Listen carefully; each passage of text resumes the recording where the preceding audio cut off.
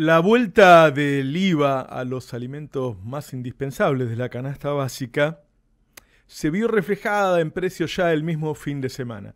Algunas de las grandes empresas que monopolizan la producción de alimentos enviaron listas con aumentos de precios a los mayoristas, que son los que luego le venden a los autoservicios y a los almacenes en el país.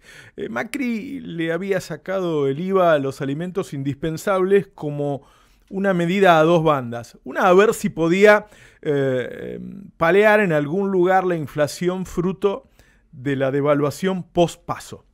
Y otra, dejarle una especie de trampa al gobierno de Alberto Fernández, como otras varias que les dejó, porque esta suspensión del IVA a los alimentos básicos corría solamente hasta el 31 de diciembre.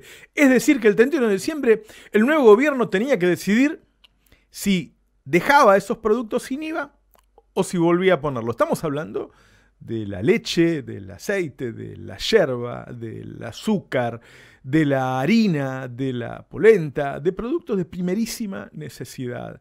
El gobierno está en ese desfiladero que contamos todos los días, en donde tiene que dar señales de que se va a recuperar del déficit fiscal que tiene, porque si no las da, cae en default. Y si cae en default, todo es un desastre. La pobreza puede llegar, lo he dicho varias veces, en este caso con un default arriba del 80%.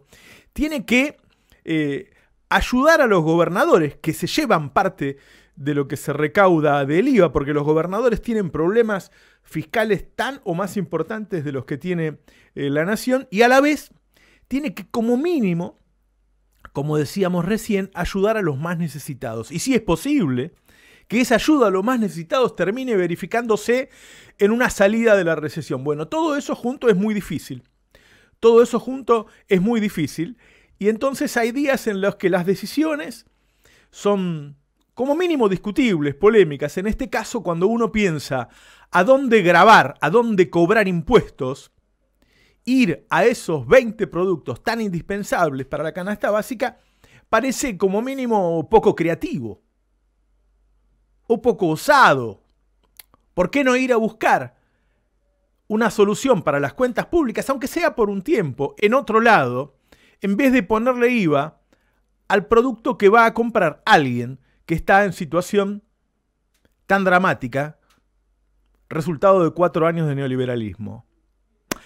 Pienso, si lo que caracterizó al gobierno anterior fue una transferencia de recursos tan profunda y tan rápida como que quizá nunca habíamos visto en la historia argentina, si las energéticas tuvieron aumentos de 3.000, 4.000%, si el campo duplicó sus ingresos en términos reales, si los bancos se llenaron los bolsillos con las LELIQ durante 4 años, si hubo tipos como Midling que se llevaron a su casa de utilidades 7.000 millones de pesos en un negocio regulado por el Estado, es decir, no es un genio Midling. Se llevó 7.000 millones de pesos por decisión del Estado, se los llevó a su casa cuando la gente no podía pagar la luz. Digo, si tenemos sectores que tuvieron tanta ganancia durante 4 años, no sé si no habría que pensar en algún tipo de impuesto de emergencia sobre esos sectores, aunque sea por un tiempo, para saldar las cuentas públicas y no poner en peligro entonces esa salida de la recesión que es imprescindible para mantener la recaudación, para no caer en default, porque mantenés la recaudación, y obviamente para que la gente comience a vivir un poco mejor.